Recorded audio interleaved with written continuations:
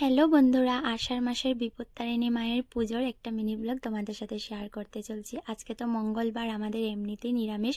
সকালবেলা সমস্ত কিছু নিরামিষের কাজ বাজ করে স্নান টান করে ঠাকুর ঘরে চলে আসলাম আয়োজন করতে। বিপত্তারিণী মাকে আমি ছোট্ট সিংহাসনটার মধ্যে বসিয়ে দিলাম।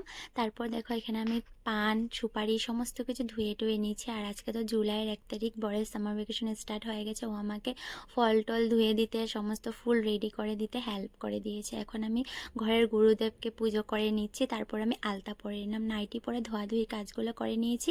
তারপরে আমি একটা সুতির শাড়ি পরে সুন্দর করে আলতা সিঁদুর লাগিয়ে খোপা করে এখন আমি চলে আসলাম ঘরটা রেডি করতে।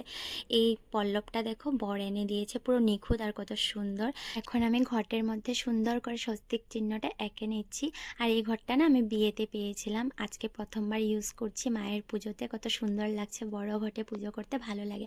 তারপর ধানটা দিয়ে একটু আলপনা করে নিলাম আবির দিয়ে। তারপর 13টা পান, 13টা সুপারি, এই পুজোটা তো 13টা ফলেরই ব্রত। সব কিছু সুন্দর করে রেডি করে নিয়ে ঘটের উপর 13টা ফুল দুব্বা দিয়ে সুন্দর করে এখন আমি ঘরটা বসিয়ে দিচ্ছি। সত্যি লক্ষ্মী পুজো আর বিপত্তারিণী মায়ের পুজোর কাজ অনেক বেশি থাকে, আয়োজন করতে করতে সময় চলে যায়। তো জায়গাটা কেমন লাগছে সাজানোর পর কমেন্টে জানিও তো। আর তোমরা কারা কারা আজকে পুজো করেছো সেটাও জানিও। দেখো কত সুন্দর লাগছে ধূপ টুপ জ্বালানোর পর, আর ঘরটা পুরো ভরা ভরা লাগছে না। আর ফলগুলো শাশুড়ি কেটে দিয়েছে।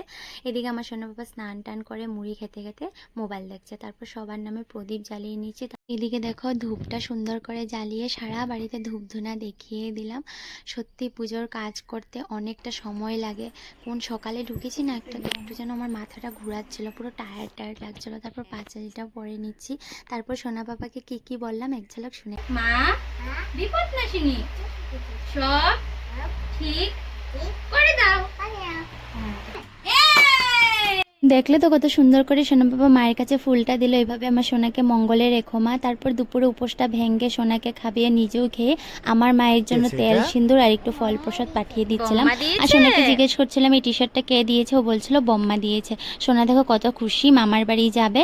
তো সোনা এখন ওর পাপার সাথে দিদিনের জন্য প্রসাদ নিয়ে যাবে, আমি আর যাচ্ছি না। তারপর আমি সন্ধ্যা টন্ধ্যা দিয়ে একটা দিদির ঘরে গেছিলাম তেল সিন্দুর নিতে। এসে দেখি ভাই এসেছে, আর আমার মাও কিন্তু আমার জন্য পায়েস খিচুড়ি তেল সিন্দুর সমস্ত কিছু পাঠিয়ে দিয়েছিল। এই দিদির ঘরে গেছিলাম, এখন দিদিও আসলো আমার ঘরে তেল সিন্দুর নিয়ে। বেশিরভাগ কিন্তু আজকের দিনটাতে সবাই পুজো করেছে, তাই সবাই ব্যস্ত, কার ঘরে কে যাবে। তাও সবাই ম্যানেজ করে এসেছে, আমিও গিয়েছি। এদিকে সোনা পাপা ঘুম থেকে উঠে গেছে, মামার বাড়ির থেকে এসে একটু ঘুমিয়ে নিয়েছিল। তারপর প্রসাদ টসাদ বেড়ে সবাইকে দিলাম। আমিও সবার ঘরে গেছিলাম, কিন্তু মোবাইল নিয়ে যাইনি, তার জন্য ক্লিপ শেয়ার করতে পারিনি। তো চলো গাইস, আজকের মতন এখানেই। সবাই ভালো থেকো, টাটা।